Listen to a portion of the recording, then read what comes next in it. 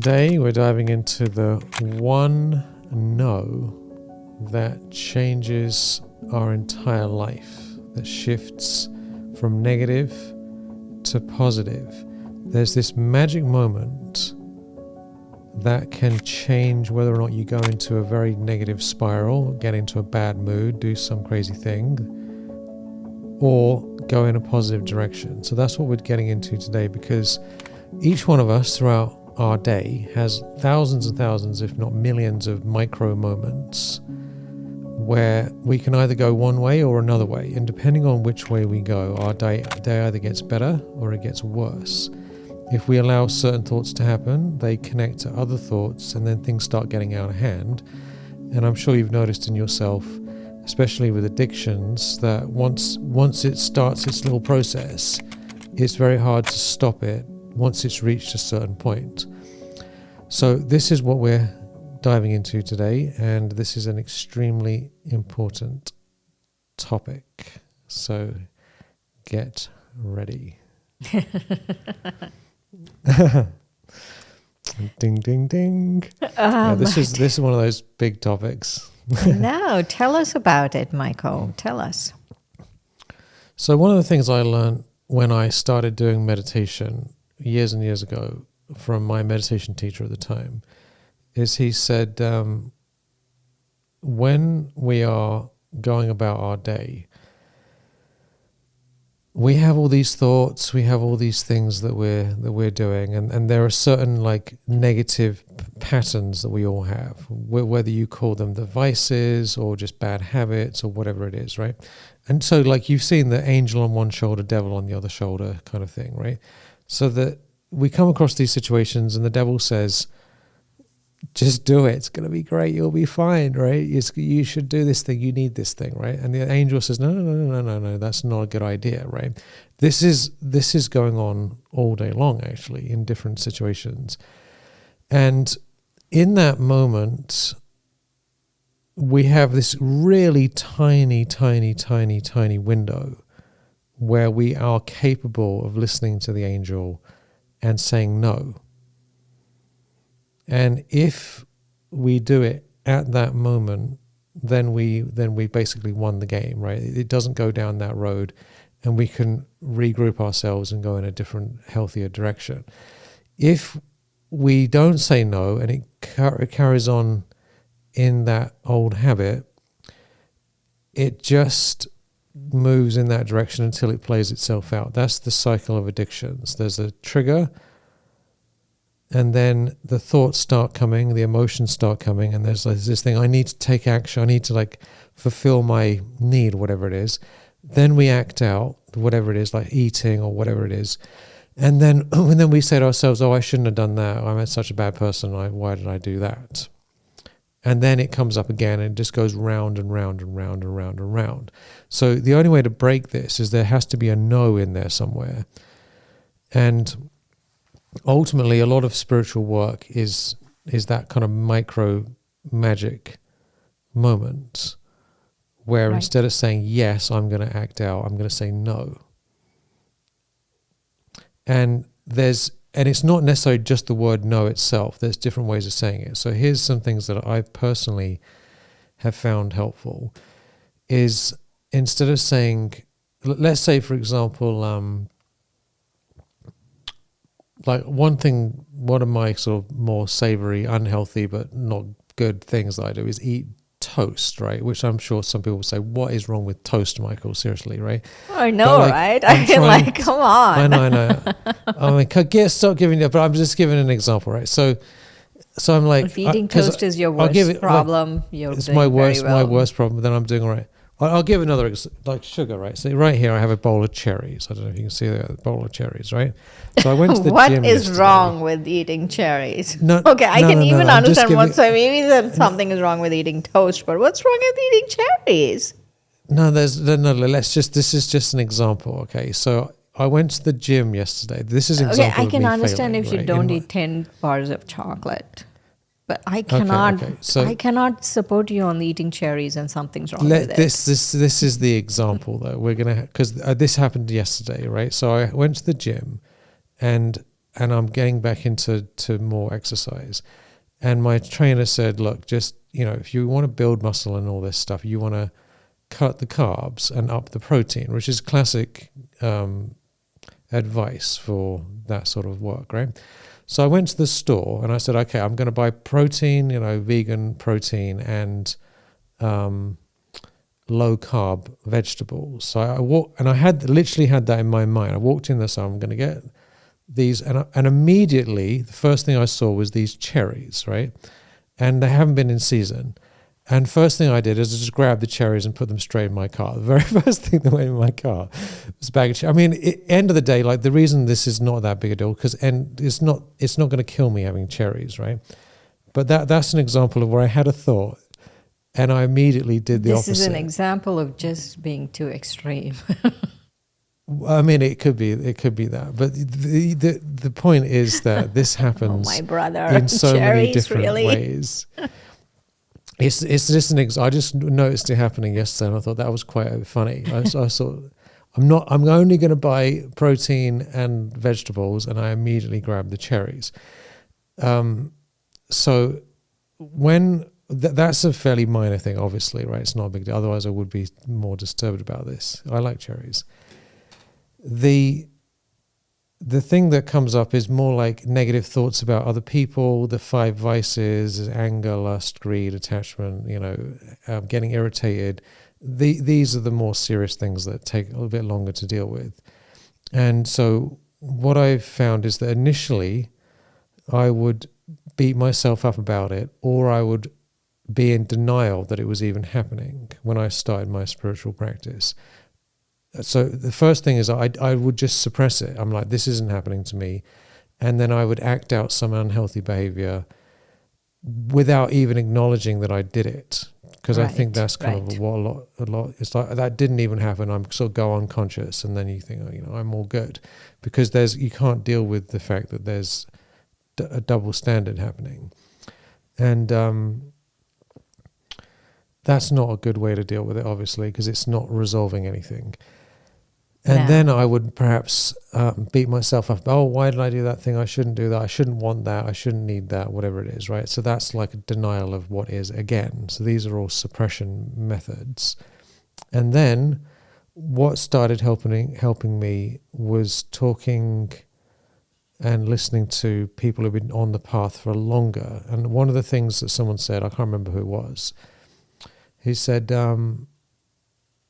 his response was, oh, there you are again, right? Like talking to an old friend. So instead of it being like, I'm denying this or I'm beating myself up about it, it changed to, oh, there you are again. Hello again. It's like, when the pattern comes up, there's a certain detachment from it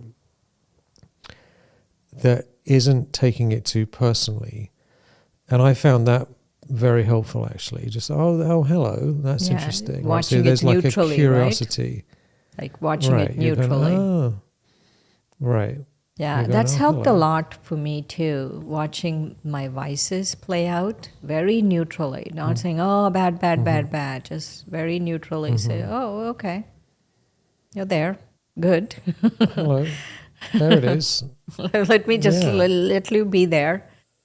But I like this idea you were saying about that a lot of our spiritual path is about these very micro moments where we can say no.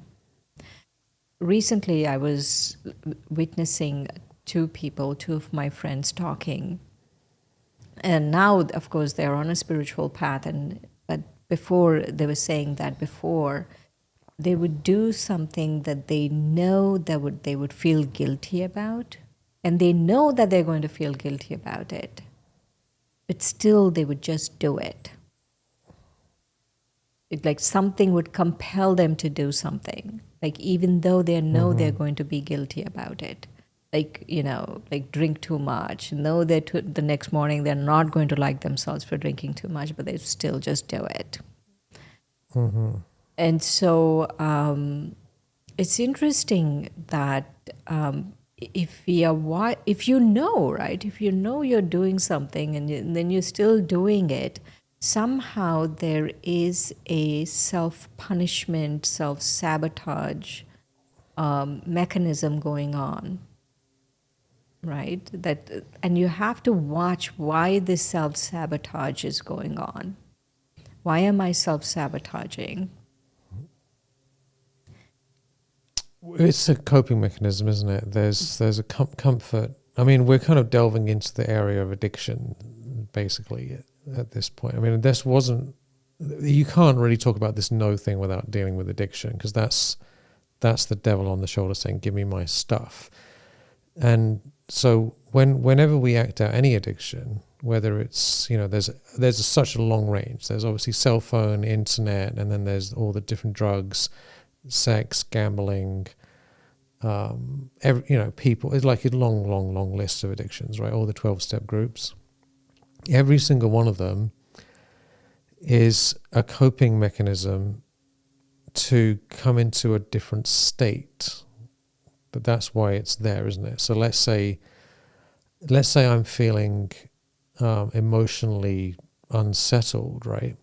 And eating food makes me feel more relaxed. Then I can just go in the kitchen and get a bunch of ice cream out of the freezer and just eat away at it. And then I'm full, and then I feel okay, everything's fine. But then later on, why did I eat that? My stomach hurts. So, but we have to have compassion that the reason that happened in the first place is because we were feeling something that we didn't like to feel, and we didn't have a better method to feel better. Right. And so that was a proven method. We did it before and it worked last time, so I'm just going to do it again. Right.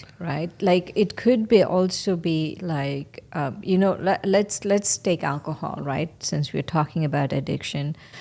Someone, at a certain point in my life, I used to have a lot of people, I used to know a lot of people who were going through this 12-step program. And they, like lots of friends, and then they used to tell me that, alcohol is not like you like it. Like you don't drink alcohol because you like it.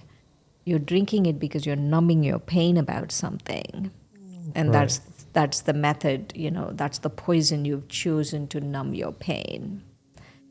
And so they would tell me that in recovery, this is what they were told all the time in recovery. So let's say there are certain times during the day you're drinking, right? And you need to find out what those times are. And let's say you don't know what to do with yourself. Let's say you just put the clothes in the washer, and then you have a few moments and you're like, don't know what to do with yourself. So this was an exact, example this person was giving me, that in that moment is you need to tell yourself that no, right? That no needs to happen in that moment, because previously it was, oh, let me go get a drink. But in that moment, not only should it be a no, but there has to be a redirect, I feel. What else am I doing? Because if I don't have a redirect, if I don't have a established redirect to this kind of behavior, the no is not going to be enough. I will do it, and then I'll be like, oh, I did it. But if there is a no, and then there is a gentle redirect, I think that would really help. It needs to be both. Right. Yeah, it can't just be no, it's no and. So I was give an example of someone I was working with recently, and she had negative thinking patterns where she just get into a bad state because complaining and this isn't working and this isn't working, and it just goes down this thing, and then she's in a state of despair basically. And so what method I gave her, which she's been using, it works really well, is to say, even though this thing has come up, which could be like, even though the addiction's there, even though I'm hungry, even though I'm feeling this thing, here's something else. And I gave her different thoughts to think specifically for her based on her situation. Even though this is good, this is good, this is good, and do these other thing. So the reason I'm giving this example is that it starts here, and normally it goes in a dark way down there like this. But we're taking where it starts and we're putting it in a new direction so that that initial trigger can connect to something positive over here. So even though I'm feeling this thing and I want to eat loads of pizzas or whatever, I love myself and I'm going to do this other thing instead. Because if we don't do that, what other choice have we got than to repeat it? And this is happening in the brain as well. This isn't just like in our head.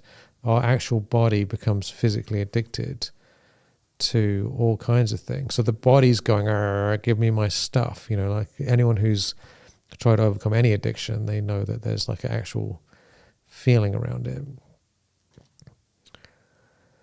So there's two things going on here. Is how do you say no to yourself in the nicest way possible? And then how do you come out of it so that it doesn't keep going in that direction?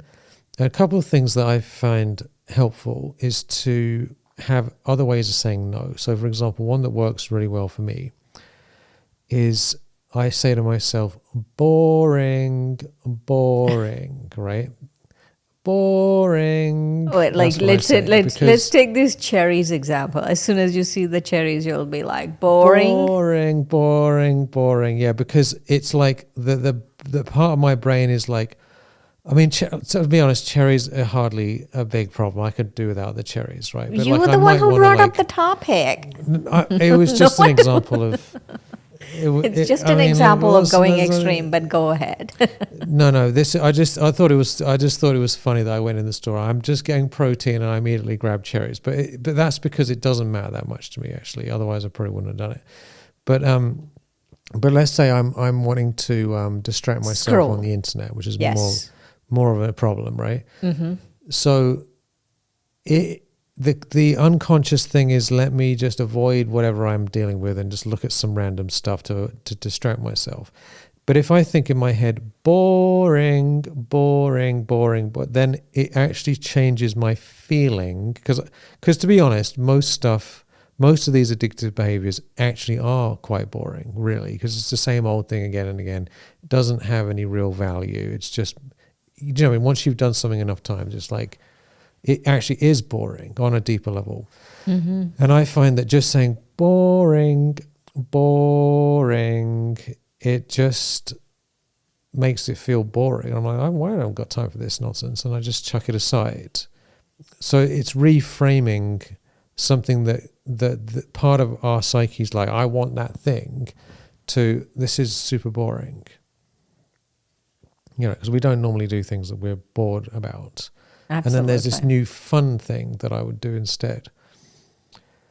Another one that helps is to say to ourselves, I don't want that.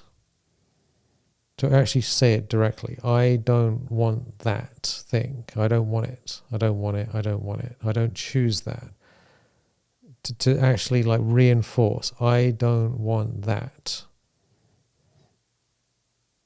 Because we've got this little magic moment, right, where we can make a decision. Am I going to go in this direction or this direction? So we have to have something that like cuts through the pattern. Absolutely. And gets right to it. So boring works for me. That's interesting works for me. And I don't want that. I'm not interested. You can use your own terms, but those general things, I'm not beating myself up, I'm not denying it, I'm not pretending it isn't happening. I'm saying I don't want it, I don't like it, and it's boring. Right. That is enough to expand that window of pattern-based addictive behaviors. And then we have to do something different. You know what really helps me in these situations where I'm doing something? I used to do a lot of it, is mirror meditations. I would go in front of the mirror and meditate. So for example, let's say I'm scrolling a lot, right? Any moment I get, not spending time with my family, this and that, I'm just keep scrolling. that, let's say that is my behavior, right? And so mirror, and the mirror meditation can be any time, and it can even be 1 minute, right? So you go in front of the mirror and you see yourself opposite of that. You see yourself someone who's very engaged with life. You see yourself someone who is really doing high quality things, not just wasting your time doom scrolling. And you see yourself as a soul, and you really see yourself doing those things, other things, right? Just other things, right? Like going out into nature, spending time with your family, putting your phone away. You see yourself and you keep reinforcing this seeing, right? You see yourself as a soul, and then you see yourself doing these things. It really helps. It really does. It's good to have various different things to do instead of. And one thing I've personally found helpful is to write a list. If I'm wanting to do this unhealthy behavior, what are my other options specifically, to actually write them down. I actually have something on over there in the kitchen, just to remind, because there's sometimes my biggest problem, I would say, is wasting my time on the internet, because I get tired and I'm just going to check this thing. So I have and then this thing turns into an hour. And then I'm like, yeah, and then it turns into an hour, and then it turns into 2 hours, and then I'm like, what happened to the day? And then I beat myself up. So I'm like, okay, so in that moment, I need to say, boring, I'm not interested, get away from the thing. This is another thing that's important. If you're in it, like if someone's addicted to alcohol, they shouldn't be surrounded by a full bar. Yes, absolutely. They shouldn't be walking into bars, and they shouldn't be surrounded by a bar. Yeah, they open the fridge and there's loads of beers and wines and all sorts of stuff, and there's liquor bottles. That's not going to help very well, is it? Because it's just right there. So you want to actually get rid of the opportunity to do these things. That solves half the problem. And then we say, this is boring, I love myself, I don't need this, and instead I'm going to do this new thing, and ideally make that new thing something that's easy to do and is quite rewarding as quickly as possible, because the thing with addictions is they give instant rewards, otherwise we wouldn't do them. Normally any kind of addictive behavior has some chemical effect very quickly, especially drugs and alcohol, things like that. It's like boom. So if you're doing something like meditation, it takes a bit more to get into it relative to like cocaine, let's say. If you compare the two, meditation on one side and heroin on the other. So is why there not? something that you can do That's that would a natural comparison. Let's do it. Natural comparison, exactly. It's like you could do a line of coke, or you can do an hour meditation. What's it going to be, So what can you do that's something that is going to hit the spot fairly quickly instead of the other thing?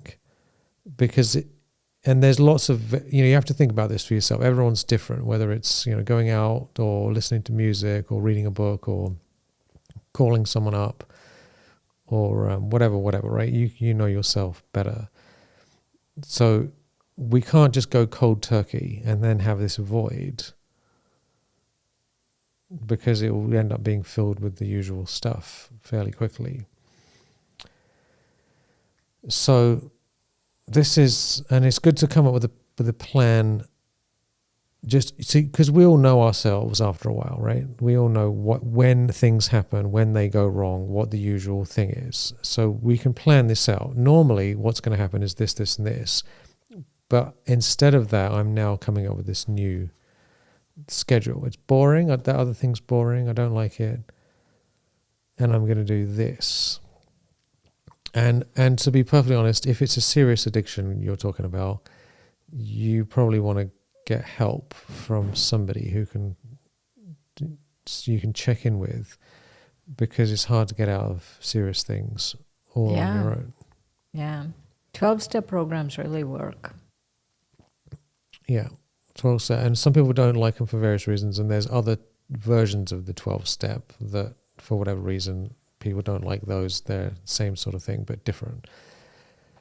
But we definitely need help with big changes in our life.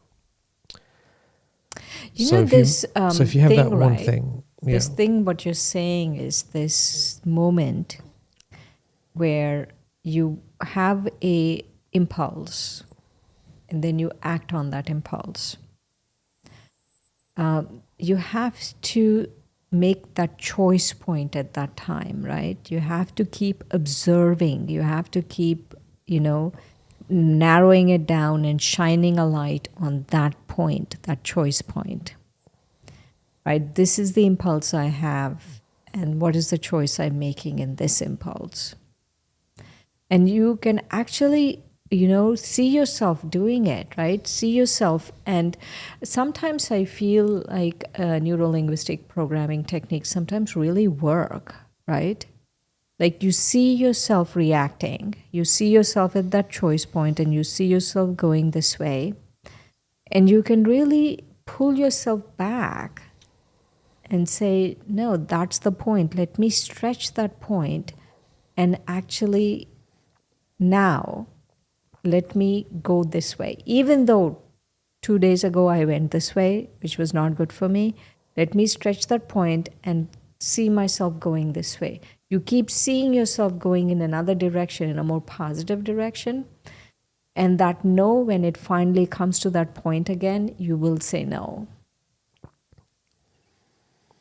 that's right. One NLP method is related to this, is that you would imagine doing the thing that normally is like the addictive behavior, and you play it over and over and over again, black and white and grainy. There's a bit of a process to this, but you want to reframe it so that it seems nasty and boring and unpleasant to you. And you can even imagine the negative feelings that come with it, or some annoying music that goes with it. So you're imagining that scene happening from a distance in a very unpleasant way. So when you think about doing it, what comes up emotionally is, oh dear, that's just boring and nasty and I don't like it. I genuinely don't like it. So that when we're in real life and we're going through our day and it comes up in that moment, that inner work of reframing it over and over and over again comes to our awareness, and we go, no, I really don't want to do that anymore. Like, that's not cool with me. I'm not interested. So then there's that real shift where we honestly don't care anymore. We don't want to do it. And then we can sincerely say no, because it's in us that we don't like that anymore. These are very deep things we're getting into today, actually. I wasn't quite planning on going into this heavy-duty addiction discussion, but that's basically where it ended up, isn't it? So all because you thought cherries were a bad idea. Oh, cherries. I mean, oh my God. Who, I don't know if anyone else has any cherries. It's first cherries I bought this year even. But I mean, sometimes in the summer when it's proper cherry season, I do buy like 10 bags or maybe six bags of cherries and have massive bowls of them, because it's cherry season, and then it runs out and I can't have them for a year. So, but there are worse problems than eating cherries, I think. Really, Michael? That's so horrible. Maybe. How could you? I know. How could you? How could I? Think about the cherries. Think about those poor cherries. Think about those poor cherries. Those poor cherries that you ate. Oh my God, what do they think about this? Yeah, so, yeah, if cherry addiction is the biggest thing we got going on, that's not too bad. Are you sure? Oh, I don't know. Yeah, think about the cherries. Those poor cherries. It's a fun and games. We have to laugh at ourselves, see it from a distance, and have patience, because some of these things, they're the ground in getting someone away from their cherries is harder than it sounds. Getting ourselves, we have to first understand. I mean, let's take the ridiculous example of cherries out of the picture. Let's take alcohol, or let's take even saying no to people. Like, let's say no to something that is really pulling you down, right? Like you hanging out with someone is really pulling you down and you have to say no, right? And that just by force of habit, you say yes and this and that, right? But even at that point, you need to understand, you have to like have a different value for yourself, right? There has to be a different amount of self-respect, whether it is saying no to alcohol or saying no to people misusing you and abusing you or any of these things, right? There has to be a certain amount of self-respect. And so you have to start building your self-respect up. I am a good person. I am a beautiful soul. I'm worthy of love. God loves me. All of these things. You start building yourself up. And when you build yourself up, then you have the strength to say no. Whether it's It's bad true. company or bad habits, or bad company is even worse, I feel, because company does everything for you, right? Because It's of true. company, a lot of things happen or don't happen in your life because of company. And so if you That's right. keep on keeping bad company, then it will affect you. And if you don't know how to say no to bad company, that's going to affect you. That's a game changer. Yeah, one of the easiest ways to get out of an addiction or a bad habit is to hang around with people who don't have it or have overcome it, because their presence has a positive effect. And related to this self-respect is, it's very important to have standards. To know what our standards actually are for ourselves, because the reason I gave the cherry example is because I invented a standard for myself, like on my way from the gym to the health food store, which is a period of like maybe less than a mile. So I come up with this new standard for myself all of a sudden, and then I arrived in the health food store and I immediately broke my standard because it wasn't like a real standard that I actually really had. So like I immediately just was like whatever. But if we don't know what our standards are, then how can we decide whether we should do something or not do something? So like if your standard is I only eat these sorts of foods, then at least know what they are and what you have and what you don't have. If you say I drink or I don't drink, what does that actually look like? Because in the moment, we can only really make a serious decision on whether it's a yes or a no based on standards that we've come up with before that.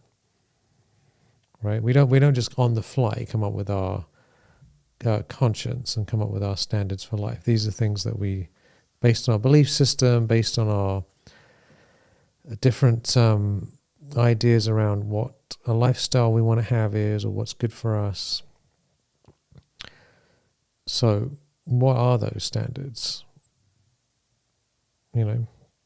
What is your ideal standard for yourself? Yay. That thought. We do a blessing? Yeah, there it is.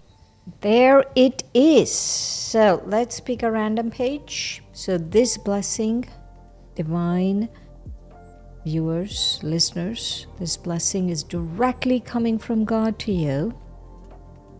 I'm picking a random page. Go for it. Okay. Random page. Constancy. Your presence is a source of healing and guidance.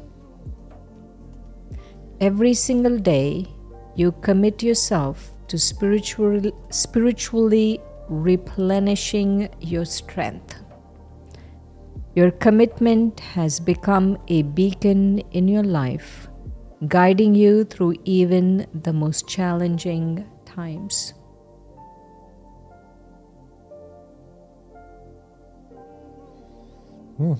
That's beautiful.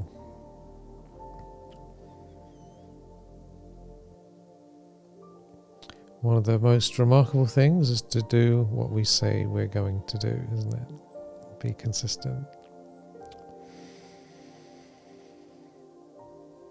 Thank you, Shireen. Om Shanti. Yay.